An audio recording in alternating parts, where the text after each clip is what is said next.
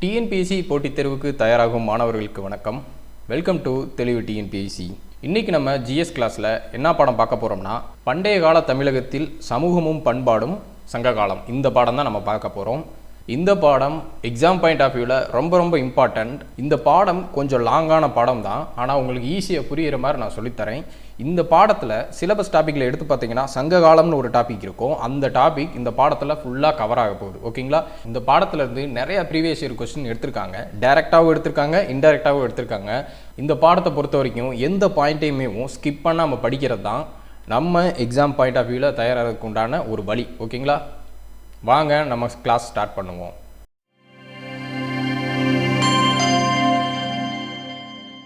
நீங்கள் நம்ம சேனலை இது வரைக்கும் சப்ஸ்கிரைப் பண்ணலன்னா உடனே சப்ஸ்கிரைப் பண்ணிக்கோங்க. கூடவே அந்த பெல் ஐக்கானை கிளிக் பண்ணி வச்சுக்கோங்க. நாங்கள் போகிற அப்டேட்ஸ் தொடர்ச்சியாக உங்களுக்கு கிடைக்கும். வாங்க நம்ம கிளாஸ்க்குள்ளே போகலாம். நம்ம போன பாடத்தில் அறிவு மலர்ச்சி காலம் பார்த்தோமா, அதுக்கு முன்னாடி வேத காலம் பார்த்துப்போம் பார்த்தீங்களா? அதே மாதிரி தான் இதுக்கு அப்புறம் தான் அப்படியே வரிசையாக வரும், ஒவ்வொன்றா வரிசையாக வரும். வேத காலம் முடிஞ்சதுக்கப்புறம் அறிவு மலர்ச்சி காலம் வந்துச்சுங்களா, அதுக்கப்புறம் தான் இந்த சங்க காலம் அப்படின்ற ஒன்று ஆரம்பிக்குது. ஓகேங்களா? இப்போ நம்ம சங்க காலம்னா என்னென்னா, சங்கம் என்னும் சொல் மதுரை பாண்டிய அரசர்களின் ஆதரவில் தலை தோங்கிய தமிழ் புலவர்களின் குழுமத்தை சுட்டுகிறது. சரிங்களா? சங்கம்ன்ற சொல் மதுரை பாண்டிய அரசர்கள் இருக்காங்க பார்த்தீங்களா, அவங்க ஆதரவில் தலை தோங்கிய தமிழ் புலவர்கள் அவங்கள குழுமத்தை சுட்டுகிறது. இதைத்தான் சங்கம்னு சொல்லுவாங்க. மதுரையை சங்கம் வைத்து தமிழ் வளர்த்த மதுரை அப்படின்னு சொல்லி பாடத்தில் படித்தோமா, ஞாபகம் இருக்குங்களா? இப்புலவர்கள் இயற்றிய பாடல்கள் மொத்தமாக சங்க இலக்கியம் என அறியப்படுகிறது. இப்பாடல்கள் இயற்றப்பட்ட காலம் சங்க காலம் என அழைக்கப்படுகிறது. இப்போ சங்கங்கள் பொறுத்த வரைக்கும் 3 சங்கங்கள் இருக்குன்னு பார்த்தோம். தலைச்சங்கம், இடைச்சங்கம், கடைச்சங்கம். ஓகேங்களா? இதில் கடைச்சங்க புலவர்களில் எத்தனை பேருன்னு சொல்லி முன்னாடி பாடத்தில் படித்தோமா, ஒரு பாக்ஸ் மாட்டு ஞாபகம் இருக்குங்களா? எத்தனை புலவர்கள் கடைச்சங்கத்தில் இருந்தாங்க? 49 புலவர்கள். சரி, இதை இன்னும் கொஞ்சம் டீப்பாக சொல்லணும்னா நான் அந்த படத்தை வச்சு எக்ஸ்பிளைன் பண்ணுறேன் பாருங்கள். இந்த இருக்குது பார்த்தீங்களா, இதுதான் இப்போ இந்த சங்க காலம்னு ஒன்று இருந்துச்சு பார்த்தீங்களா, அப்போ இருந்த வேர்ல்டு மேப். இப்போ இருக்கிற இந்தியா பார்த்தீங்களா, இது கீழே குமரி கண்டம்னு ஒரு கண்டம் இருந்துச்சு. இது மொத்தத்துக்கே மதுரை கண்டம்னு கூட சொல்லுவாங்க. சரிங்களா? இந்த குமரி கண்டம் இருக்குது பார்த்தீங்களா, இங்கே தான் இந்த சங்க காலம் தொடங்குச்சு அப்படின்னு சொல்லி சொல்கிறாங்க. சங்க நூல்கள், சங்ககால நூல்கள்னு சொல்லி படிக்கிறோம் பார்த்தீங்களா, முதற் சங்கத்திலேருந்து சில நூல்கள் இருக்கும், இடைச்சங்கத்தில் சில நூல்கள் இருக்கும், இப்போ கடைச்சங்கம் நூல்கள் இருக்கும் பார்த்தீங்களா, அதுதான். இது லெமூரியா கண்டம்னு சொல்லுவாங்க. இது கடற்கோளால் அழிஞ்சு போயிடுச்சு. ஓகேங்களா? இப்போது இது கடலுக்கு அடியில் இருக்குது. இந்தியாவோட இந்த மிச்ச பகுதி மட்டும்தான் இருக்குது. ஆக மொத்தம் இந்த மதுரைனா இது மொத்தத்துக்கே மதுரைன்னு தான் சொல்லுவாங்க, மதுரை கண்டம்னு தான் சொல்லுவாங்க அந்த சங்க காலத்தில். சரிங்களா? இப்போ நம்ம பாடத்துக்கு போவோம். சும்மா உங்களுக்கு அது எக்ஸ்பிளைனஸ்க்காக சொன்னேன். அந்த காலம் தான் சங்க காலம்னு சொல்கிறாங்க. சரிங்களா? 3 சங்கங்கள் இருந்துச்சு, தலைச்சங்கம், இடைச்சங்கம், கடைச்சங்கம். அந்த காலத்தில் இயற்றப்பட்ட இலக்கியங்கள் சங்க இலக்கியங்கள்னு சொல்லுவாங்க. சரிங்களா? பாக்ஸ் பாயிண்ட் பாருங்கள். ஆறுமுக நாவலர், தாமோதரம் பிள்ளை, உவே சாமிநாத ஐயர், அதாவது நம்ம தமிழ் தாத்தா உவே சாமிநாத ஐயர் ஆகியோர் அரும்பாடுபட்டு பனையோலைகளில் எழுதப்பட்டிருந்த தமிழ் செவ்வியல் இலக்கியங்களையும் பண்டைய கால தமிழ் நூல்களையும் மீட்டு வெளியிடுவதில் பல ஆண்டுகள் செலவழித்தனர். இந்த 3 பேரே ரொம்ப இம்பார்ட்டன்ட், மறந்துடாதீங்க. ஆறுமுக நாவலர், தாமோதரம் பிள்ளை, இவங்க 2 பேரும் யாழ்ப்பாணத்தை சேர்ந்தவங்க. உவே சுவாமிநாத ஐயர் நமக்கு தெரியும், தமிழ் தாத்தா. இவங்க 3 பேரும் தான் பனையோலைகளிலிருந்து எழுதப்பட்ட அந்த தமிழ் செவ்வியல் இலக்கியங்கள் இருக்குல்ல, அதை மீட்டு இலக்கியங்களாக வெளியிடுறாங்க. அந்த புத்தகத்தை எழுதி அடிக்கிறது, இந்த மாதிரி வெளியிடுறதுக்குள்ள அவங்க வாழ்நாளே செலவழிச்சாங்க அப்படின்னு சொல்லி இந்த பாயிண்ட்லாம் சொல்கிறாங்க. சரிங்களா? நம்ம அடுத்து போவோம். ஒவ்வொரு காலத்தையுமே நம்ம வகைப்படுத்தும் போது அதுக்குண்டான ஆதாரங்கள் கிடைச்சதை வச்சு தானே வகைப்படுத்துவோம். இப்போ இரும்பு காலம்னா இரும்பு கற்கருவிகள் கிடைச்ச காலத்தை இரும்பு காலம்னு சொல்லுவோம்ல. இப்போது வேத காலம்னே வச்சுக்கோங்களேன். வேத கால மக்கள் இரும்பு கற்கருவிகளை பயன்படுத்தினாங்க. ஆனால் அது ஏன் வேத காலம்னு சொல்கிறாங்கன்னா, அந்த காலத்தில் வேதங்கள் இயற்றப்பட்டுச்சு, அதனால் அந்த 4 வேதங்கள் இயற்றப்பட்டுச்சு, அதனால் வேத காலம்னு சொன்னோம். அதே மாதிரி இது இந்த சங்க காலத்துக்கு உண்டான சான்றுகள் என்னென்ன கிடச்சிருக்கு, தொல்பொருள் சான்றுகள், இலக்கிய சான்றுகள் என்னென்ன சார் கிடச்சிருக்கு அப்படின்னா இந்த ஃபுல்லாக ஒரு பேஜ் ஃபுல்லாக கொடுத்துருப்பாங்க. இது எல்லாமே இம்பார்ட்டன்ட், டைரெக்டாக கொஸ்டின் கேட்டுருவாங்க இந்த பாயிண்ட்டுகள்லேருந்து. ஓகேங்களா? இதில் எதையுமே மிஸ் பண்ணாதீங்க, கம்ப்ளீட்டாக அண்டர்ஸ்டாண்ட் பண்ணிக்கோங்க. கல்வெட்டுகள் என்ன கிடச்சிருக்குன்னா, கலிங்க நாட்டு அரசன் காரவேலனுடைய ஹதிகும்பா கல்வெட்டு. சரிங்களா? இது 1. 2 புகழூர்னா கரூர் அருகே இருக்குது அந்த கல்வெட்டு, இது 2. அசோகருடைய 2 மற்றும் 13ஆம் பேராணை கல்வெட்டுகள், இது 3வது கல்வெட்டு.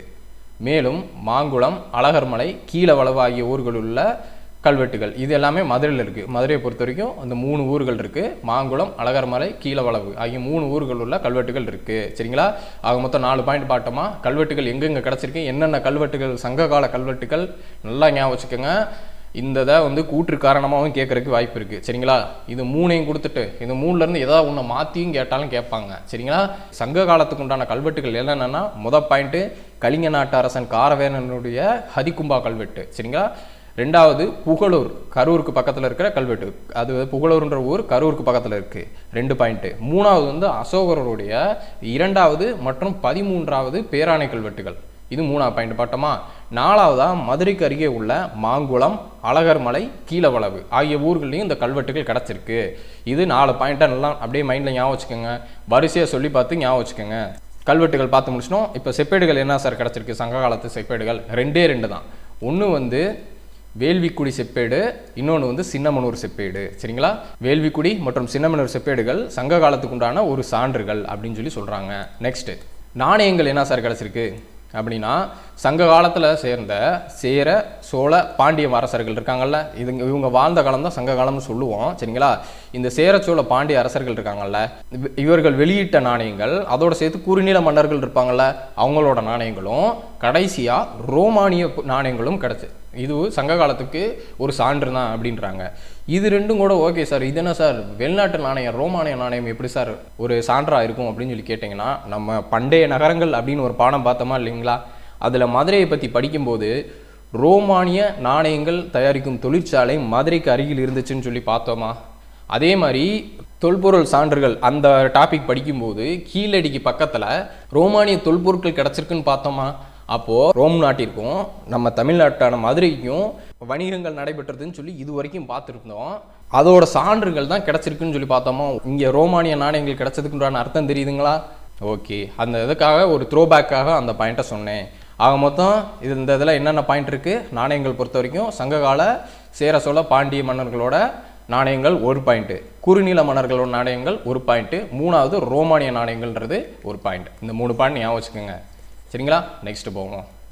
அடுத்து பெருங்கற்கால நினைவு சின்னங்கள் அப்படின்னா புதைவிடங்கள், நடுகற்கள். இதுக்கு முன்னாடி பார்த்ததே போதும், இது எக்ஸ்ட்ரா எதுவும் கொடுக்கல. ஓகேங்களா? பெருங்கற்கால நினைவு சின்னங்களும் சங்க காலத்தை சேர்ந்தது இருக்குது அப்படின்னு சொல்லி சொல்கிறாங்க. டீட்டெயில்ஸ் கொடுக்கல. ஓகே. அடுத்து அகழாய்விலிருந்து பொருட்கள் கிடைத்த இடங்கள். எங்கெங்கே சங்ககால பொருட்கள் அகழாய்வு மூலமாக கிடச்சிருக்கு அப்படின்னா, ஆதிச்சநல்லூர், அரிக்கமேடு, கொடுமணல், புகார், கொற்கை, அழகன்குளம், உறையூர். நம்ம தொல்பொருள் சான்றுகள் அப்படின்றதில் டாப்பிக்கில் இந்த ஆதிச்சநல்லூரை பார்த்துட்டோம், அதே மாதிரி கொடுமணலையும் பார்த்துட்டோம். இந்த அரிக்கமேடு, கொற்கை, அழகன்குளம், புகார், உறையூர் இதெல்லாம் நம்ம பார்க்கல. சரிங்களா? அப்படியே வரிசையை கூட ஒரு பேப்பர் எடுத்து 1, 2, 3 கூட போட்டு உங்கள் மைண்டில் ஏறுற வரைக்கும் இதை நல்லா ஞாபகம் வச்சுக்கோங்க. இதுக்கு ஒன்றும் ஷார்ட்கட்லாம் போட்டு படித்து பிரயோஜனம் இல்லை. சரிங்களா? ஆதிச்சநல்லூர், அரிக்கமேடு, கொடுமணல், புகார், கொற்கை, அழகன்குளம், உறையூர். 1, 2, 3, 4, 5, 6, 7 இந்த 7 ஊர்களில் அகழாய்வு நடந்திருக்கு. இங்கேருந்து சங்க காலத்துக்கு உண்டான சான்றுகள் கிடச்சிருக்கு, அகழாய்வு பொருட்கள் கிடச்சிருக்கு. இதை வந்து எக்ஸாமில் எப்படி கேட்டு விட்ருவாங்கன்னா, கீழ்கண்ட அகழாய்வு இடங்களில் சங்க காலத்தை சேராதது எது அப்படின்னு சொல்லி இதில் 4 ஊரை கொடுத்துட்டு 1 ஊரை மாற்றி கொடுத்து கேட்டு விட்ருவாங்க. சரிங்களா? அதுக்காகத்தான் இந்த இதெல்லாம் நான் உங்களுக்கு இம்பார்ட்டன்ட்னு சொல்கிறேன். சரிங்களா? நெக்ஸ்ட் போவோம். இலக்கிய சான்றுகள். என்னென்ன இலக்கியங்கள் இருக்குன்னா, தொல்காப்பியம், 8 தொகை, 10 பாட்டு, 14 கீழ்கணக்கு நூல்கள். சரிங்களா? 14 கீழ்கணக்கு நூல்கள், பட்டினப்பாலை, மதுரை காஞ்சி. இதில் பட்டினப்பாலைன்றது முன்னாடியும் பார்த்துட்டோம். சிலப்பதிகாரம், மணிமேகலை ஆகிய காப்பியங்கள். இந்த நூல்கள் இந்த 2 காப்பியங்களையுமே இலக்கிய சான்றுகள், சங்க இலக்கிய சான்றுகள் அப்படின்னு சொல்லி சொல்கிறாங்க. இதை நல்லா ஞாபகம் வச்சுக்கோங்க. தொல்காப்பியம், 8 தொகை, 10 பாட்டு, 14 கீழ்கணக்கு நூல்கள், பட்டினப்பாலை, மதுரை காஞ்சி. சரிங்களா? அப்படியே வரிசையாக வருதுங்களா? வரிசையை ஞாபகம் வச்சுக்கோங்க. கடைசியாக 2 சிலப்பதிகாரம், மணிமேகலை என்ற காப்பியங்கள். இது எல்லாமே சங்க காலத்துக்கு உண்டான இலக்கிய சான்றுகள்.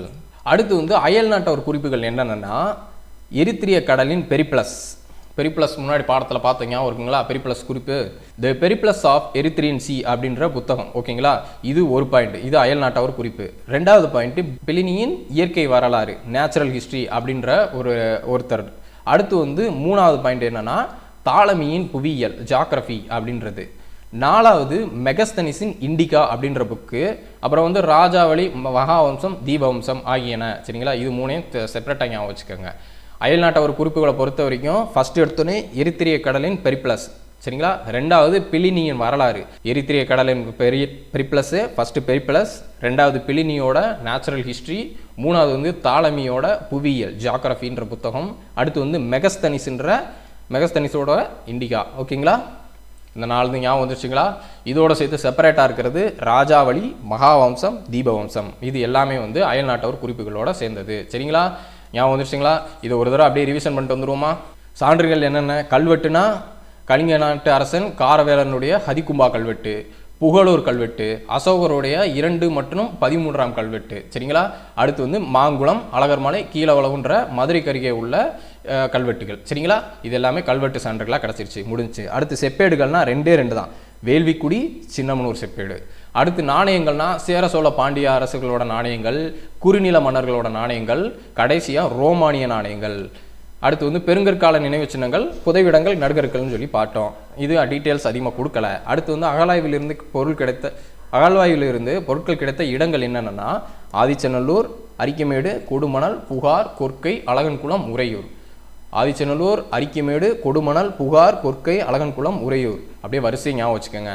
இலக்கிய சான்றுகள் என்னென்னா தொல்காப்பியம், 8 தொகை, 10 பாட்டு, 17 கீழ்கணக்கு நூல்கள், பட்டினப்பானை, மதுரை காஞ்சி ஆகியவை. அதோட சேர்த்து சிலப்பதிகாரம், மணிமேகலை என்ற இரட்டை காப்பியங்கள். அடுத்து அயல் நாட்ட ஒரு குறிப்பை பொறுத்த வரைக்கும் எரித்திரிய கடலின் பெரிப்ளஸோட எரித்திரிய கடலின் பெரிப்ளஸ்ன்ற புத்தகம். அடுத்து வந்து பிளினியின் இயற்கை வரலாறு, நேச்சுரல் ஹிஸ்ட்ரின்ற புத்தகம். அப்புறம் தாலமியோட ஜியாகிரபின்ற புத்தகம், அதாவது புவியியல்ன்ற புத்தகம். மெகஸ்தனிஸோட இண்டிகான்ற புத்தகம். ராஜாவளி, மகாவம்சம், தீபவம்சம் ஆகிய தனியாக இந்த புத்தகங்கள் ஞாபகம் வச்சுக்கோங்க. சரிங்களா? இதெல்லாமே அயல் நாட்டவர் குறிப்புகளில் வரும். இந்த ஃபேக்ட் பாயிண்ட்லாம் இருக்குது பார்த்தீங்களா? இதெல்லாம் நீங்கள் மனசில் வச்சுக்கிறதுக்கு திரும்ப திரும்ப இந்த பார்ட்டை படிச்சுக்கிட்டே இருக்கணும். அப்போ தான் உங்களுக்கு மனசில் இருக்கும். நான் உங்களுக்கு சொல்கிறத நான் சொல்லிட்டேன், நான் உங்களுக்கு நடத்தி கொடுத்துட்டேன், இது எல்லாமே என்னன்னு சொல்லி உங்களுக்கு விளக்கிட்டேன். ஆனால் இதுக்கு மேலே நமக்கு டீட்டெயில்ஸ் கொடுக்காததுனால டீட்டெயிலாக நடத்த முடியாது. புரியுதுங்களா? இதெல்லாம் ஃபேக்ட் பாயிண்டாக தான் நீங்கள் ஞாபகம் வச்சுக்கணும். இப்போ எங்கேருந்து இந்த இடங்கள்லாம் இருக்குது பார்த்தீங்களா? இத்தனை இடங்கள் கொடுத்துருக்காங்கல்ல, இத்தனை இடங்கள் சங்க காலத்தை சேர்ந்தது அப்படின்னு சொல்லி ஒரு பேப்பரில் எழுதி அப்படியே வரிசையாக 1, 2, 3, 4, 5, 6ன்னு சொல்லி இப்படி வரிசையாக எழுதிட்டிங்கன்னா படிக்கிறதுக்கு ஈஸியாக இருக்கும் உங்களுக்கு. அந்த பேஜை வந்து இந்த புத்தகத்தோட இந்த பேஜோடய வச்சுக்கோங்க. சரிங்களா? நம்ம நெக்ஸ்ட் போவோம். தொல்காப்பியம் ஒரு தமிழ் இலக்கண நூலாகும். அது சங்ககால தமிழ் மக்களின் மொழி, பண்பாடு ஆகியவற்றின் உயர்தரத்தை சுட்டி காட்டுகிறது. தொல்காப்பியம்ன்றது ஒரு இலக்கண நூல்ன்றது சொல்கிறாங்க இந்த பாயிண்டில். அது சங்ககால தமிழ் மக்களோட மொழி, பண்பாடு ஆகியவற்றோட உயர்தரத்தை சுட்டி காட்டுகிறது. ஒரு தமிழ்ன்ற ஒரு மொழிக்கு ஒரு இலக்கண நூல் தொல்காப்பியன்றது அந்த சங்க காலத்திலிருந்தே இருக்குது. அப்போ அந்த மொழி அந்த காலத்திலேயே மக்கள் இலக்கணத்தை பயன்படுத்தினாங்க. அப்போ அந்த மக்களோட மொழி, பண்பாடு எவ்வளோ உயர்தரமாக இருந்திருக்கும் அப்படின்னு சொல்லி இந்த பாயிண்டில் சொல்கிறாங்க. இப்போ இந்த சங்க காலத்தோட கால அளவு அது எங்கெங்கே இருந்துச்சு அப்படின்னு சொல்லி பார்ப்போம். இதுவும் ரொம்ப ரொம்ப இம்பார்ட்டன்ட். சரிங்களா? கால அளவு பொது ஆண்டு முன் 3ஆம் நூற்றாண்டு முதல்ல இருந்து பொது ஆண்டு பின் 3ஆம் நூற்றாண்டு வரை. சரிங்களா? 3லேருந்து 3 அதுதான் சங்க காலம் அப்படின்னு சொல்லி சொல்கிறாங்க. தமிழகத்தில் புவியியல் பரப்பு எங்கெங்கே இருந்துச்சுன்னா வடக்கே வேங்கடமலை அப்படிங்களா, திருப்பதி மலை இருக்குது பார்த்தீங்களா, அங்கேருந்து தெற்கே கன்னியாகுமரி வரை, கிழக்குலையும் மேற்குலையும் கடல்கள் எல்லையாக கொண்டது. இப்போ இது எந்த காலத்தை சேர்ந்ததுன்னா இந்த சங்க காலம் இரும்பு காலத்தை சேர்ந்தது. பண்பாடு என்ன வகையான பண்பாடுனா பெருங்கற்கால பண்பாடாக சேர்ந்தது. சரிங்களா? பெருங்கற்காலம்னா என்னன்னு நம்ம பார்த்தோம். சரிங்களா? ஒரு இறந்தவர்களை புதைச்சி வச்ச இடத்துல அவங்களுக்கு நினைவாக கல்லறை கட்டுறதுக்கு மாதிரி பெரிய வகையான ஒரு பாறை பலகையை தூக்கி வைப்பாங்க. சரிங்களா? அதுதான் அந்த அந்த மாதிரி கற்களை பயன்படுத்துறதுனால தான் அது பெருங்கற்காலம் அப்படின்னு சொல்லி பார்த்தோமா. இந்த காலத்தில் நடந்த அரசு முறை என்னென்னா முடியாச்சுன்னா ஆட்சி புரிந்த அரச வம்சங்கள் என்னென்னா சேரர், சோழர், பாண்டியர் 3 அரச வம்சங்கள் தான் ஆட்சி புரிஞ்சுன்னு சொல்கிறாங்க. இந்த பாயிண்ட் ஞாபகம் வச்சுங்களா? இதெல்லாம் ஈஸியாக ஞாபகம் வச்சுக்கலாம். 3 to 3 கால அளவுலன்னா பொது ஆண்டு முன், கிறிஸ்து பிறப்பதற்கு முன் 3ஆம் நூற்றாண்டு முதல் கிறிஸ்து பிறந்ததுக்கு பின் 3ஆம் நூற்றாண்டு வரை. வடக்கே புவியியல் பரப்புனா வடக்கே வேங்கட திருப்பதி மலையிலிருந்து தெற்கே கன்னியாகுமரி வரைக்கும் 2 பக்கம், வலது பக்கமும் இடது பக்கமும் கடல்கள். ஓகேங்களா? காலம் வந்து இரும்பு காலத்தை சேர்ந்தது. பெருங்கற்கால பண்பாடு முடியாச்சுன்னு தெரியும். சேர சோழ பாண்டியர்கள் இருந்தாங்க, அவங்க தான் ஆட்சி பண்ணாங்க. இந்த பாக்ஸ் பாயிண்ட் ரொம்ப முக்கியம்.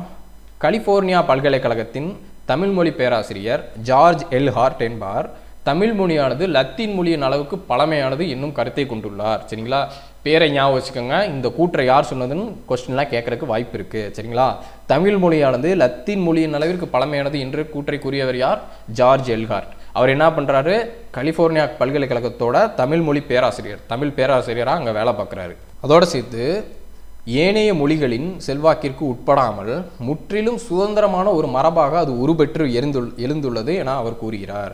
எந்த ஒரு லாங்குவேஜ் கலப்புமே இல்லை. ஆங்கிலம், தமிழ், சமஸ்கிருதம் இந்த மாதிரி 2 லாங்குவேஜ் சேர்ந்து ஒரு லாங்குவேஜாக வரும் பார்த்தீங்களா, அந்த மாதிரி இல்லாமல் தமிழ் அது சுதந்திரமாக ஒரு மரபாக உருவாயிருக்கு அப்படின்னு சொல்லி அவர் சொல்கிறாரு. அவ்வளோதான். நெக்ஸ்ட் போவோம். ஃபஸ்ட்டு எடுத்தோடனே சேரர் பார்ப்போம். சங்க காலத்தின் போது மூவேந்தர்கள் தமிழக பகுதியில் ஆட்சி புரிந்தனர். வேந்தர் என்னும் சொல் சேரர், சோழர், பாண்டியர் ஆகியோரை குறிப்பிடுவதற்காக பயன்படுத்தப்பட்டது. சரிங்களா? வேந்தர் என்னும் சொல் இதுக்கு முன்னாடி ப்ரீவியஸ் இயரில் கொஸ்டினில் கேட்டிருக்காங்க. வேந்தர் என்னும் சொல்லோட அர்த்தம் என்ன? சேரர், சோழர், பாண்டியர் ஆகிய மூவரையும் சேர்த்து குறிப்பிடுவதற்கு தான் வேந்தர்ன்றது பயன்படுத்தியிருக்காங்க. சேரர்கள் தமிழகத்தைச் சேர்ந்த மத்திய மற்றும் வடக்கு திருவிதாங்கூர், கொச்சி, தெற்கு மலபார், கொங்கு மண்டலம் ஆகியவற்றை ஆண்டனர். சரிங்களா? சேரர்கள் எங்கெங்கே ஆண்டிருக்காங்க அந்த மேப்பில் பார்ப்போம், உங்களுக்கு புரியும். இதை மட்டும் ஞாபகம் வச்சுக்கோங்க. மத்திய மற்றும் வடக்கு திருவிதாங்கூர், கொச்சி, தெற்கு மலபார், கொங்கு மண்டலம் ஆகியவற்றை ஆண்டனர். அந்த கேரளா ஒட்டிய சைடு, கேரளா முழுக்க அந்த வடக்கு திருவிதாங்கூர்லேருந்து இங்கிட்ட இந்த கொங்கு மண்டலங்கள் வரைக்கும், கொங்கு மண்டலம்னா கோயம்புத்தூர் அந்த ஏரியா இருக்குது பார்த்தீங்களா, அதான் கொங்கு மண்டலம். அது வரைக்கும் ஆண்டாங்க சேரர்கள். சரிங்களா? அடுத்து பதிற்று 10 சேர அரசர்கள் குறித்த செய்தியை வழங்குகின்றன. எந்த நூல் சேர அரசர்கள் பற்றி சொல்லுதுன்னா பதிற்று 10. சரிங்களா? நல்லா ஞாபகம் வச்சுக்கோங்க, கன்ஃபியூஸ் ஆகிடக்கூடாது. பதிற்று 10. சேர அரசன் செங்குட்டுவன், சேரன் செங்குட்டுவன் ஷார்ட்டாக ஞாபகம் வச்சுக்கோங்க, வட இந்தியாவின் மீது படையெடுத்து சென்றார். சிலப்பதிகார காவிய பாத்திரமான கண்ணகிக்கு சிலை எடுப்பதற்காக அவர் இமயமலையிலிருந்து கற்களை கொண்டு வந்தார் என தெரிய வந்துள்ளது. சரிங்களா? இந்த பாயிண்ட்டு ரொம்ப ரொம்ப இம்பார்ட்டன்ட். சேர அரசன் செங்குட்டுவன் தான் வட இந்தியாவின் மீது படையெடுத்து சென்று சிலப்பதிகார காவிய பாத்திரமான கண்ணகிக்கு சிலை எடுப்பதற்காக இமயமலையிலேருந்து கல்லை கொண்டு வந்திருக்காரு. சரிங்களா? இது அப்படியே ஃபேக்ட் பாயிண்டாக கொஸ்டினில் கேட்கலாம்ல, அதனால் அதை ஞாபகம் வச்சுக்கோங்க. பத்தினி தெய்வ வழிபாட்டை இவர் தான் அறிமுகம் செஞ்சார். சரிங்களா? பத்தினி தெய்வ வழிபாடை இவர் தான் அறிமுகம் செய்தார். இளங்கோவடிகள் சேரன் செங்குட்டுவனின் தம்பி ஆவார். இந்த இளங்கோவடிகள் இருக்கார் பார்த்தீங்களா, சிலப்பதிகாரத்தோட ஆசிரியர். இவர் சேரன் செங்குட்டுவனோட தம்பி தான். சரிங்களா? சேரல் இரும்புரை என்னும் அரசன் தனது பெயரில் நாணயங்களை வெளியிட்டார். சரிங்களா? சேரர் இரும்புரைன்ற அரசர் தான் அவரோட பெயரிலே நாணயங்களை வெளியிட்டார். சில சேர நாணயங்கள் அவர்களின் சின்னமான வில்லும் அம்பும் பொறிக்கப்பட்டுள்ளன. சரிங்களா? இந்த இதிலிருந்து, இந்த பேராலிருந்து ஃபுல்லாமே ஃபேக்ட் பாயிண்டாக தானே இருக்குது. எதுவுமே ஒரு கதை மாதிரி இல்லாமல், ஒரு கனெக்ஷன் இல்லாமல் தான் இருக்கும். சரிங்களா? அதனால தான் நான் பாயிண்ட்டாக நான் அண்டர்லைன் பண்ணியிருக்கேன். இந்த ரெட் மார்க்கில் அண்டர்லைன் பண்ணியிருக்கேன்ல, அது பூரமே ஒரு கீ பாயிண்ட்ஸு. அதை நல்லா ஞாபகம் வச்சுக்கோங்க. சரிங்களா? இதில் நம்ம என்ன பார்த்தோம்னு சொல்லி ஒரு ரிவிஷன் பண்ணிட்டு வந்துடுமா? சேரரை பொறுத்த வரைக்கும் சங்க காலத்தின் போது மூவேந்தர்கள் தமிழகத்தை ஆட்சி செஞ்சாங்க. சரிங்களா? இந்த சேரர்கள் எங்கெங்கே ஆட்சி செஞ்சாங்கன்னா மத்திய மற்றும் வடக்கு திருவிதாங்கூர், கொச்சி, தெற்கு மலபார், கொங்கு மண்டலம், இது எல்லாம் சேர்ந்தது தான் அவங்களோட ஏரியா. அடுத்து பதிற்று 10ன்ற நூல் சேர அரசர்களை பற்றி சொல்லுது. சேர அரசன் செங்குட்டுவன் வட இந்தியா மீது போர் தொடுத்து போய் கண்ணகி, அதாவது சிலப்பதிகார காவிய பாத்திரமான கண்ணகிக்கு சிலை வைக்கிறதுக்காக இமயமலையிலேருந்து கற்களை கொண்டு வந்தார். இவர் தான் பத்தினி தெய்வ வழிபாட்டை அறிமுகம் செஞ்சார். இளங்கோவடிகள், அதாவது சிலப்பதிகாரத்தோட ஆசிரியரான இளங்கோவடிகள் சேரன் செங்குட்டுவனோட தம்பி அப்படின்னு சொல்லி இந்த இதில் சொல்கிறாங்க. கடைசியாக இருக்கிற பாயிண்ட்டு, சேரல் இரும்பொறை அப்படின்ற அரசர் தான் தன்னோட பெயர்லேயே நாணயங்களை வெளியிட்டார். சரிங்களா? சில சேர அரசர்களோட நாணயங்களில் அவங்களோட சின்னமான வில்லும் அம்பும் பொறிக்கப்பட்டிருந்தது. சரிங்களா? முடிஞ்சுங்களா? அடுத்து இந்த பாக்ஸ் பாயிண்ட் பாருங்க, முக்கியத்துவம் வாய்ந்த சேர அரசர்கள்னு சொல்லி கொடுத்துருக்காங்களா? இதை நீங்கள் நல்லா ஞாபகம் வச்சுக்கோங்க. சரி, இது கொஸ்டின் வர எடுக்கக்கூடிய பாயிண்ட்டுக்கு தான். சரிங்களா? அதனால் ஞாபகம் வச்சுக்கோங்க. நம்ம சேரல் இரும்புரை பார்த்துட்டோம், சேரன் செங்குட்டுவன் பார்த்துட்டோம். ரெண்டு மட்டும்தானே பார்க்க வேண்டியது இருக்குது. இமயவரம்பன் நெடுஞ்சேரலாதன், உதயன் சேரலாதன். சரிங்களா? இது ரெண்டையும் சேர்த்து ஞாபகம் வச்சுக்கோங்க. சேர அரசர்கள்லாம் மொத்தம் 4 முக்கியத்துவம் வாய்ந்த அரசர்கள். ஒன்று சேரன் செங்குட்டுவன், இவரோட தம்பி தான் இளங்கோவடிகள், சிலப்பதிகாரத்தோட ஆசிரியர். சேரல் இரும்புரை, இவர் பேரில் நாணயங்கள் விட்டுருக்காரு. இது ரெண்டும் கொடுக்கல, டீட்டெயில்ஸ் கொடுக்கல, பட் ஆனால் ஞாபகம் வச்சுக்கோங்க. பேர் என்னென்னா உதயன் சேரலாதன், இமயவரம்பன் நெடுஞ்சேரலாதன். இந்த 4 பேர்களையும் ஞாபகம் வச்சுக்கோங்க. நெக்ஸ்ட்டு சேரர் முடிச்சிட்டோம். அடுத்து சோழர்கள் பார்ப்போம். சங்க காலத்தில் சோழ அரசு வேங்கட மலைகள் வரை விரிந்திருந்தது. வேங்கட மலைனா நம்ம பார்த்த திருப்பதி தான் வேங்கட மலை. சரிங்களா? காவிரி கலிமுக பகுதி சோழ நாட்டின் மைய பகுதியாக விளங்கியது. இப்பகுதி பின்னர் சோழ மண்டலம் என அறியப்பட்டது. காவிரி கலிமுக பகுதி தான் சோழ மண்டலம்னு அழைக்கப்படுகிறது. சோழ அரசர்களில் மிகவும் புகழ்பெற்றவர் கரிகால் வளவன் அல்லது கரிகாலன், கரிகால சோழன்னு இன்னும் சொல்லலாம். சரிங்களா? அவர் தன்னை எதிர்த்த சேரர், பாண்டியர் மற்றும் அவர்களை ஆதரித்த 11 வேளிர்களின் கூட்டுப்படையை தஞ்சாவூர் பகுதியில் உள்ள வெண்ணி என்னும் இடத்தில் சிற்றூரில் தோற்கடித்தார். இதை நல்லா ஞாபகம் வச்சுக்கோங்க. இந்த பாயிண்ட் கொடுத்துருப்பாங்க. 2 அரசர்களுக்குமே மற்ற அரசர்களை தோற்கடிச்சுக்குண்டான பாயிண்ட் கொடுத்துருப்பாங்க. இதில் சோழ அரசரை பொறுத்த வரைக்கும் கரிகால சோழர் என்ன பண்ணார்னா, சேரர், பாண்டியர் இவங்க 2 இதுவும் சேர்ந்து அவர்களோட சேர்ந்து சேரர், பாண்டியர் அப்படின்ற 2 பேரரசுகளுக்கும் அவர்கள் ஆதரித்த 11 வேரில்கள் அவங்களோட கூட்டுப்படையை, மொத்தமாக இருந்த கூட்டுப்படையை தஞ்சாவூர் பக்கத்தில் இருக்க வெண்ணி என்னும் இடத்துல தோற்கடித்தார் அப்படின்னு சொல்லி இந்த பாயிண்டில் சொல்கிறாங்க. இதை நல்லா ஞாபகம் வச்சுக்கோங்க. இதில் கீ பாயிண்டாக எடுக்க வேண்டியது என்னென்னா, சோழரை பொறுத்த வரைக்கும் தஞ்சாவூர் பகுதியில் உள்ள வெண்ணி அப்படின்ற இடம். சரிங்களா, தஞ்சாவூர் பகுதியில் இருக்க வெண்ணி அப்படின்ற இடம் நல்லா ஞாபகம் வச்சுக்கோங்க. நெக்ஸ்ட் போவோம். அவர் காடுகளை விளைநிலங்களாக மாற்றினார். வேளாண்மையை மேம்படுத்துவதற்காக காவிரி ஆற்றின் குறுக்கே கல்லணையை கட்டினார். நான் அந்த பாயிண்ட் சொல்லாமலே உங்களுக்கு ஞாபகம் வந்திருக்கும். கல்லணையை கட்டியது யார்? கரிகால சோழன். சோழர்களின் துறைமுகமான புகார், இதை நம்ம தமிழ்நாட்டின் பண்டைய நகரங்களில் பார்த்தோம்ல புகார். சரிங்களா, ஃபஸ்ட்டு எடுத்தோன்னே அதான் இருக்கும் புகார். இந்திய பெருங்கடலின் பல பகுதிகளில் இருந்து வணிகர்களை அவர்பால் ஈர்த்தது. பட்டினப்பாலை என்னும் 14 கீழ்கணக்கை சார்ந்த நூல் கரிகாலனின் ஆட்சியின் போது அங்கு நடைபெற்ற வணிக நடவடிக்கைகள் பற்றிய விரிவான செய்திகளை வழங்குகிறது. இதையுமே நம்ம அந்த தமிழ்நாட்டின் பண்டைய நகரங்களில் பார்த்தோம். புகாரை பற்றி படித்தோம் பார்த்தீங்களா, அப்போயே இது இந்த பாயிண்ட் வந்துச்சு. அதனால் இப்போயும் நான் சொல்கிறேன், ஞாபகம் வச்சுக்கோங்க. இந்த பட்டினப்பாலைன்ற நூல் 14 கீழ்கணக்கு நூல். இது 14 கீழ்கணக்கை சேர்ந்த ஒரு நூல். இது எதை பற்றி சொல்லுதுன்னா, கரிகாலனின் ஆட்சியின் போது அங்கே நடைபெற்ற வணிக நடவடிக்கைகளை பற்றி விரிவான செய்திகளை வழங்குகிறது. போன பாடத்தில் இந்த கரிகால சோழன் பற்றி சொல்லியிருக்கவே மாட்டாங்க. அங்கே நடைபெற்ற வணிக நடவடிக்கைகள் மட்டும்தான் சொல்லி கொடுத்துருப்பாங்க. சரிங்களா, அங்கே இருக்கிறவங்க தரமான இடைகளை பயன்படுத்தினாங்க, அதிக விலை கொடுத்து பொருட்களை விற்பது குற்றம் அது அப்படின்னு சொல்லி படித்தோமா? ஞாபகம் வருதுங்களா? ஓகே, அப்படி ஞாபகம் இல்லாட்டி பிரச்சனை இல்லை. நீங்கள் இந்த பாடத்தை முடிச்சுட்டு அந்த பாடத்தை போய் பார்க்கலாம். சரிங்களா, உங்களுக்கு இங்கே இருக்கிற கனெக்ஷன் அங்கே இருக்கும்போது அப்படிதான், இது இங்கே இருக்கோ, இங்கேருந்து அந்த பாயிண்ட் லிங்க் ஆகுது அப்படின்னு சொல்லி உங்களுக்கு மைண்டில் கிளிக் ஆகும். ஓகேங்களா, ஞாபகம் வச்சுக்கோங்க. கல்லணையை பற்றி பாக்ஸ் பாயிண்ட் கொடுத்துருக்காங்க. இது கற்களால் கட்டப்பட்ட தடுப்பணை ஆகும். பாசனத்திற்காக கனிமுக பகுதி வழியாக நீரை திருப்பி விடுவதற்காக காவிரி ஆற்றின் குறுக்கே இவ்வணை கட்டப்பட்டது. காவிரி ஆற்றின் குறுக்கே தான் அந்த கல்லணை கட்டப்பட்டிருக்கு. கல்லணை கட்டப்பட்ட போது 69,000 ஏக்கர் நிலத்திற்கு அது நீர்ப்பாசன வசதியை வழங்கியது. சரிங்களா, இந்த பாயிண்ட் நல்லா ஞாபகம் வச்சுக்கோங்க. சோழ அரசர்களும் முடிக்க போகிறோம். முக்கியத்துவம் வாய்ந்த சோழ அரசர்கள் யார் யாருன்னா, இளஞ்சேட் சென்னி, கரிகால் வளவன் அல்லது கரிகால சோழன், கோச்செங்கணான், கிள்ளி வளவன், பெருநர் கிள்ளி. சரிங்களா, 1 2 3 4 5 இந்த 5 பேர்களையும் வரிசையாக ஞாபகம் வச்சுக்கோங்க. அதே மாதிரி தான் இந்த சேர அரசர்கள் பார்த்தோம்ல 4 பேர். இந்த சேர அரசர்கள் பேர் பார்த்தோம் பார்த்தீங்களா, உதயன் சேரலாதன், இமயவரம்பன் நெடுஞ்சேரலாதன், சேரன் செங்குட்டுவன், சேரல் இரும்புரை. இந்த பேர்கள்லாம் வரிசையாக ஞாபகம் வச்சுக்கோங்க. அதே மாதிரி தான் இதுவும் ஞாபகம் வச்சுக்கோங்க. இப்போ சோழர்களை பற்றி ஒரு ரிவிஷன் பண்ணிட்டு வந்துருவோமா? சங்க காலத்தில் சோழ அரசு எங்கெங்கே இருந்துச்சு? வேங்கட மலைகள் வரையும் விரிந்து இருந்துச்சு. வேங்கடம்னா திருப்பதி மலை. ஓகேங்களா, காவிரி கலிமுக பகுதி தான் சோழ நாட்டோட மையப்பகுதியாக இருந்துச்சு. அதை சோழ மண்டலம் அப்படின்னு சொல்லி சொன்னாங்க. சோழ அரசர்களே மிக முக்கியமானவர் கரிகால வளவன் அல்லது கரிகாலன் அல்லது கரிகால சோழன், எப்படி வேணால் சொல்லலாம். அவர் என்ன பண்ணார்னா, சேரர், பாண்டியர் மற்றும் அவர்களோட ஆதரித்த 11 சரிங்களா 11 வேலர்களோட கூட்டுப்படையை தஞ்சாவூருக்கு அருகே உள்ள வெண்ணியிடம் சிற்றூரில் தோக்கடிச்சாரு. இது நல்ல முக்கியமான பாயிண்ட், ஞாபகம் வச்சுட்டீங்க. அடுத்து அவர் காடுகள்லாம் விளைநிலமாக மாற்றிட்டு வேளாண்மையை மேம்படுத்துவதற்காக நிறையா பண்ணார். அதில் ஒன்று தான் காவிரி ஆற்றின் குறுக்கே கல்லணையை கட்டியது. சோழர்களோட துறைமுகமான புகார் இந்திய பெருங்கடலின் பல பகுதிகளிலிருந்து வணிகர்களை அதன்பால் ஈர்த்தது. பட்டினப்பாலைன்ற நூல் இவர் கரிகாலன் ஆட்சியில் நடைபெற்ற வணிக நடவடிக்கைகள் பற்றி விரிவான செய்திகளை வழங்குது. அப்புறம் இந்த கல்லணையை பற்றி பார்த்தோம். 69,000 ஏக்கர் நிலத்துக்கு நீர்ப்பாசனம் வழங்குது. இது காவிரி ஆற்றின் குறுக்கே கட்டப்பட்டிருந்தது. முக்கியத்துவம் வாய்ந்த சோழ அரசர்கள் யார்னா, இளஞ்சேட் சென்னி, கரிகால் வளவன், கோச்செங்கணான், கிள்ளி வளவன், பெருநர் கிள்ளி. சரிங்களா, பாண்டியர் இன்றைய தென் தமிழகத்தை ஆட்சி செய்தனர். இந்த மேப்பு கொடுத்துருக்காங்க பாருங்கள், இதிலேருந்தே சொல்லிடுறேன். இந்த தென் தமிழகம் இருக்குது பார்த்தீங்களா, இதுதான் பாண்டியர்கள். இங்கே வட தமிழகம் பூரா சோழர்கள்.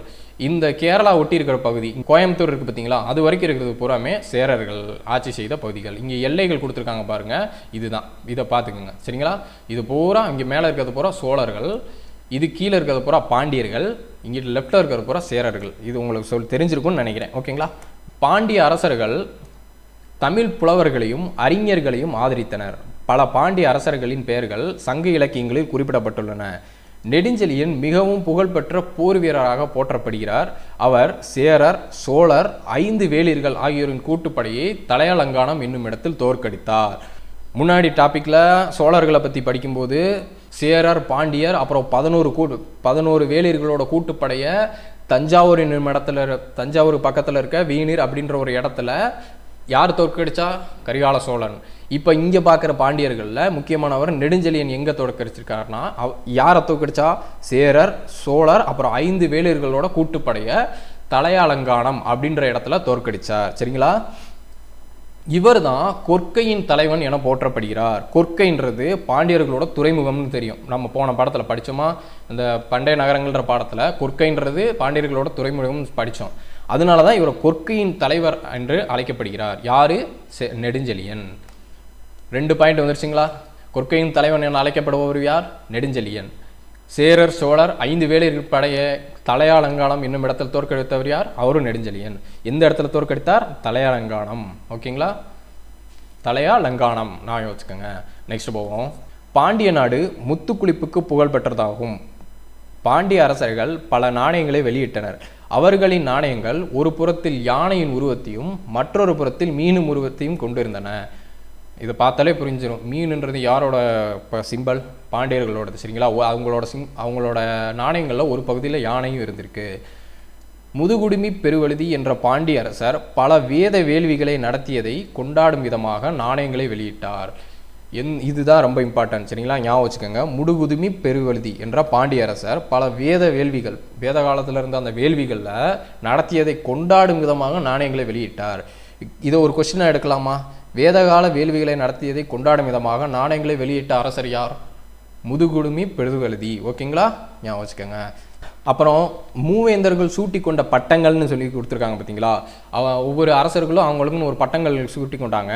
அது என்னன்னா, சேரர்களை பொறுத்த வரைக்கும் ஆதவன், குட்டுவன், சேரன் செங்குட்டுவன் சொல்லுவோம் பார்த்தீங்களா, அந்த மாதிரி குட்டுவன், வானவன், இரும்பொறை. ஓகேங்களா? இது எல்லாமே சேரர்களில் சேர்ந்தது. சோழர்கள்னா சென்னி, செம்பியன், கிள்ளி, வளவன். கிள்ளின்றதும் ஒரு பட்டம் தான், வளவன்றதும் ஒரு பட்டம் தான். நல்லா ஞாபகம் வச்சுக்கோங்க. பாண்டியர்கள் மாறன், வழுதி, செலியன், தென்னர். தென்னர்ன்றது பாண்டியர்களோட ஒரு பட்டம். இந்த பாயிண்ட் இருக்குது பார்த்தீங்களா, இது ரொம்ப ரொம்ப இம்பார்ட்டன்ட். சரிங்களா? ஏதாவது 2 கொடுத்து இது யாரோட பட்டங்கள் அப்படின்னு சொல்லியும் கேட்கலாம். கொஸ்டின் இதில் இருந்து மாற்றியும் கேட்கலாம். அதனால் வரிசை ஞாபகம் வச்சுக்கோங்க. சேரர்களை பொறுத்த வரைக்கும் ஆதவன், குட்டுவன், வானவன், இரும்பொறை, இந்த 4 ஞாபகம் வச்சுட்டு, அடுத்து சோழர்களை பொறுத்த வரைக்கும் சென்னி, செம்பியன், கிள்ளி, வளவன். பாண்டியர்களை பொறுத்த வரைக்கும் மாறன், வழுதி, செலியன், தென்னர். இது 3ஐயும் நீங்கள் படிக்கிறது தான் பெட்டர். ஷார்ட்கட் போட்டு ஞாபகம் வச்சுக்கிறது ஈஸியாக மறந்து போயிடும். சரிங்களா? படித்து வச்சுக்கிறது பெட்டர். சரிங்களா? நம்ம நெக்ஸ்ட்டு போவோம். இப்போ அந்த இதுக்கு ஒவ்வொரு இதுலையுமே சேரர், சோழர், முக்கியமான இவங்க அரசர்கள்லாம் பார்த்தோமா, அதே மாதிரி பாண்டியர்களை பொறுத்த வரைக்கும் முக்கியத்துவம் வாய்ந்த அரசர்கள் யாருன்னா, நெடியோன், நன்மாறன், நெடுஞ்செழியன், முதுகுடு பெருமழுதி நம்ம பார்த்துட்டோம். இது 2மே முன்னாடி டாப்பிக்கில் இது பார்த்தோமா. இவங்க 2 பேர் மட்டும் பார்க்காம இருக்கும். இதை மட்டும் நல்லா ஞாபகம் வச்சுக்கேன். நெடியோன், நன்மாறன். மற்ற 2 பேர் முதுகுடுமி பெருவழுதி, நெடுஞ்செழியன். ஞாபகம் வச்சுக்கிட்டிங்களா? ஓகே, நெக்ஸ்ட் போவோம். அரசுரிமை சின்னங்கள் அவங்க என்னென்ன பயன்படுத்துகிறாங்கன்னா, செங்கோல், செப்டர்னு சொல்லுவோம்ல அது, முரசு, வெண்கொற்றக்குடை ஆகியன அரசு அதிகாரத்தின் சின்னங்களாக இருந்தன. சரிங்களா? செப்டர் இப்போ நம்ம நாடாளுமன்ற கட்டிடத்தில் வச்சுருக்காங்க பார்த்தீங்களா, அரசரோட செங்கோல், அதுதான். சரிங்களா? அடுத்து முரசு, வெண்கொற்றக்குடை, இது எல்லாமே அரசு அதிகாரத்தோட சின்னங்களாக இருக்கும். இப்போது அரசுரிமை சின்னங்கள்னால், இப்போ இந்த செங்கோல்ன்றதை எடுத்துக்கோங்களேன். இந்த செங்கோல்ன்றது ஒரு இடத்துக்கு அரசர் போகணும்னு இல்லை, அவர் சொல்லி தான் அந்த இடத்துல ஆர்டர் போடணும்னு இல்லை. இந்த அவர் போகிற இடத்துக்கு இந்த செங்கோல் இருக்குது பார்த்தீங்களா, இதை அனுப்பி வச்சிட்டாலே அந்த செங்கோலுக்கு வந்து அவ்வளோ மரியாதை இருக்குது. அரசருக்கு உண்டான மரியாதை, அந்த அரசுக்கு உண்டான மரியாதை அந்த செங்கோலில் தான் இருக்குது. அந்த செங்கோலை அனுப்பி வச்சா, ஓ இது அரசரோட கட்டளை அப்படின்னு சொல்லி அந்த இடத்துல செய்வாங்க. சரிங்களா? அப்படிப்பட்ட இந்த சின்னங்கள் தான் இது 3ன்னு சொல்லி சொல்கிறாங்க. இப்போ அரசரோட இந்த வெண்கொற்ற குடை மேலே குடை மாதிரி கொண்டு வருவாங்க பார்த்தீங்களா, இது போனாலுமே அரசரே வரணும்னு அவசியம் இல்லை. இந்த வெண்கொற்ற குடை அங்கே போச்சுன்னா அரசரே வந்திருக்கிறதுக்கான அர்த்தம் அப்படின்ற மாதிரி புரிஞ்சுக்கோங்க. சரிங்களா? அதே மாதிரி வந்து முரசு அடிக்கும்போது, ஒரு செய்தியை சொல்கிறாங்கன்னு வைங்களேன், முரசு அடிக்கும்போது மக்கள் என்ன நினச்சிக்கணும்னா, அரசரே கூப்பிட்றாரு நம்மளை அப்படின்ற மாதிரி நினச்சிட்டு அந்த இடத்த கூடுவாங்க, ஒன்று கூடுவாங்க. அதுதான் முரசு. அடுத்து மூவேந்தர்களோட இந்த பாக்ஸ் பாயிண்ட் கொடுத்துருக்காங்க பார்த்தீங்களா, இது பார்த்துக்குவோம். என்னென்னா 3 டிஃப்ரென்ஸ் கொடுத்துருப்பாங்க. சேரர், சோழர், பாண்டியர்களோட சின்னம் என்னது, மாலை என்னது, துறைமுகம், தலைநகர் எதுன்னு சொல்லி கொடுத்துருப்பாங்க. ஃபஸ்ட்டு சேர அரசரை பார்த்தோன்னு வைங்களேன், கேரளா சைடு, அவங்க பனம்பூ மாலை, மாலையை பொறுத்த வரைக்கும் பனம்பூ மாலை. அவங்கள பொறுத்த வரைக்கும் துறைமுகம் எதுனா முசிறி, தொண்டி. சரிங்களா? மேப்பில் பாருங்கள், காட்டுறேன். இங்கே இருக்குது பார்த்தீங்களா, இங்கே இந்த கேரளா சைடு இருக்குல்ல, இதான் முசிறி, தொண்டின்றது தான் அவங்களோட சேரர்களோட துறைமுகம். மேப்பை பார்த்து ஞாபகம் வச்சுக்கோங்க. இவங்களோட தலைநகர் வஞ்சி, கரூர் தான் இவங்களோட தலைநகராக இருந்துச்சு. சின்னம் வந்து வில்லும் அம்பும். சேரர்களை பொறுத்த வரைக்கும் வில்லம்பு தான் சின்னம். அப்போது சேரர்களோட தலைநகர் இது வஞ்சி அல்லது கரூர் அப்படின்னு சொல்லுவாங்க. துறைமுகம் முசிறி, தொண்டி. மாலை வந்து பனம்பூ மாலை. அடுத்து சோழர்கள் போவோம். சோழர்களோட மாலை என்னென்னா அத்திப்பூ மாலை. இவங்களோட துறைமுகம் எது? புகார். புகார் தான் சோழர்களோட துறைமுகம். தலைநகர் எதுனா உறையூர். உறையூர் அல்லது புகாரிலேயே தலைநகர் இருந்துச்சுன்னு சொல்கிறாங்க. அவங்களோட சின்னம் புலி. சரிங்களா? புகார் எங்கே இருக்குது? நம்ம மேப்பில் பார்த்தோம்ல, ஞாபகம் இருக்குங்களா? பூம்புகார், காவிரி பூம்பட்டினம், ஞாபகம் வருதுங்களா? புகாரோட இன்னொரு பெயர்கள் என்னென்ன சொல்லுங்கள் பார்ப்போம். இதுதான் சோழ அரசர்களோட துறைமுகம். காவிரி பூம்பட்டினம்னு சொல்லலாம், புகார்னு சொல்லலாம், வேற இன்னொரு பேர் சொல்லுவாங்கள்ல, ஞாபகப்படுத்தி பாருங்கள். ஓகே, நெக்ஸ்ட்டு பாண்டியர்களை பொறுத்த வரைக்கும் அவங்களோட மாலை வேப்பம்பூ மாலை. அவங்களோட துறைமுகம் எதுனா கொற்கை. தலைநகர் மதுரை. அவங்களோட சின்னம் 2 மீன்கள். சரிங்களா? ஆக மொத்தம் சேரர், சோழர், பாண்டியர் இது 3 பார்த்துட்டோம். இது தவிர படிக்க வேண்டிய எக்ஸ்ட்ரா பாயிண்ட்டுகள் நம்ம வந்து இந்த ஸ்கூல் புக் வைஸ் நம்ம டாபிக் படிக்கிறோம் பார்த்தீங்களா? ஸ்கூல் புக் வைஸ் படித்து முடிச்சுட்டு எக்ஸ்ட்ரா இருக்கிற பாயிண்ட்டுகள் நான் நடத்துகிறேன் உங்களுக்கு. சரிங்களா? இப்போதைக்கு இந்த ஸ்கூல் புக்கில் இருக்கிறத முடிச்சிட்டிங்கன்னு வைங்களேன், உங்களோட சிலபஸில் 80% கவர் ஆயிரும். அதனால் இந்த 80% ஃபோக்கஸ் பண்ணி ஃபஸ்ட்டு படிப்போம். அடுத்த டாபிக்கு குறுநில மன்னர்கள். ஆய், வேளிர், கிளார். முடிசூடிய 3 அரசர்களை தவிர பல சுதந்திரமான நெஞ்சுரம் மிக்க சிறிய குறுநில மன்னர்கள் இருந்தனர். ஓகேங்களா? ஆய் என்னும் பெயர் பழந்தமிழ் சொல்லான ஆயர். சரிங்களா? ஆயர்னா ஆணிரை மேய்ப்பவர்கள். ஆனா ஆணிரை மேய்ப்பவர்கள் என்ற சொல்லிலிருந்து பெறப்பட்டதாகும். இதை ஞாபகம் வச்சுக்கோங்க. சங்க காலத்து ஆய் மன்னர்களில் முக்கியமானவர்கள் யார்னா, இப்போ இந்த 3 இதையும் நம்ம பார்க்குறோம். ஆய், வேளிர், கிளார். இந்த குறுநில 3 வகையான குறுநில மன்னர்கள் யார்கள் இருந்தாங்கன்னு சொல்லி பார்க்குறோம். இந்த ஆய் மன்னர்கள் இருக்காங்கல்ல, அவங்களில் முக்கியமானவங்க யார்னா அந்திரன், திதியன், நன்னன். இவங்க 3 பேரையும் ஞாபகம் வச்சுக்கோங்க. சரிங்களா? கீ பாயிண்ட் ரொம்ப இம்பார்ட்டன்ட், ஞாபகம் வச்சுக்கோங்க. அடுத்து வந்து இந்த இது என்ற டாபிக் முடிஞ்சு அடுத்து வேளிர்கள். வேளிர்கள்னா வேளாளர். பண்டைய கால தமிழகத்தில் ஆட்சி செய்த நில உடைமை பிரிவினர் தான் வேளாளர்னு சொல்லுவாங்க. புகழ்பெற்ற வேளிர்கள் யார்னா கடையேழு வள்ளல்களான பாரி, காரி, ஓரி, பேகன், ஆய், அதியமான், நல்லி. இவங்க தான் கடையேழு வள்ளல்கள்னு சொல்லுவாங்க. சரிங்களா? கடையேழு வள்ளல்கள் யார்? பாரி, காரி, ஓரி, பேகன், ஆய், அதியமான், நல்லி. இவங்க தான் கடையேழு வள்ளல்கள்.